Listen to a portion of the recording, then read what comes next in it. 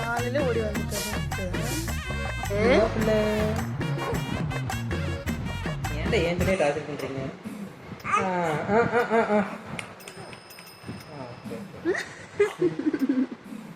ரெண்டு பேரும் எப்படி தெரியுமா இருக்கீங்க? அது உள்ள பாரு எப்படி இருக்கு. Good morning mummy. Good morning. Good morning செல்லக்குட்டி. முதுகு வலி பொறுப்பில்லை இப்போ. ஆமா முதுகுல போகுது. அவ்வளோதான்.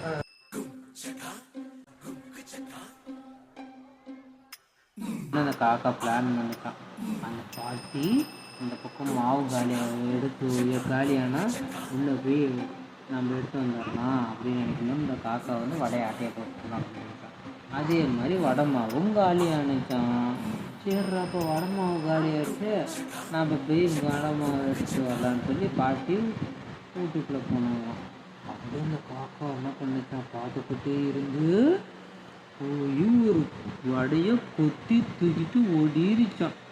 ஓடி போய் ஒரு மரத்தில் உட்காந்து அப்பாடா நம்ம தான் திருடிட்டு வந்தோம்ல சாப்பிட்லான்ட்டு அந்த காக்காவும் ஆசையாக சாப்பிட போனான். உடனே அந்த நரி அங்கேருந்து ஒரு வாசிட்டு நரி தானே நினச்சிச்சு ஆட்டையை போடலான்னு. ஆனால் அதால் ஆட்டையே போட முடியல.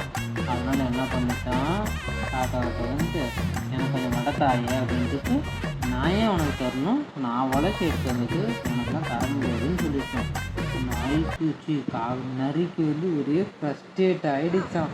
அந்த அதுவும் திங்கக்கூடாது, நம்ம அதை பிடுங்கிக்கலாம் முழு வடையின்ட்டு, காக்கா காக்கா நீ பார்க்குறதுக்கு அழகாக இருக்கேன்னுட்டான். உடனே காக்கா சொன்னிச்சான், அப்படியா நான் அவ்வளோ அழகாவா இருக்கேன் அப்படின்ட்டான்.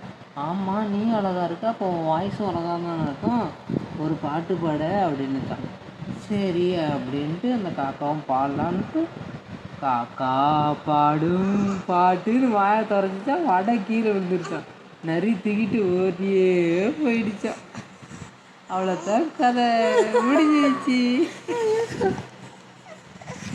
காக்கா பாடும் பாட்டா வரும், பாப்பா பாடும் பாட்டு தானே.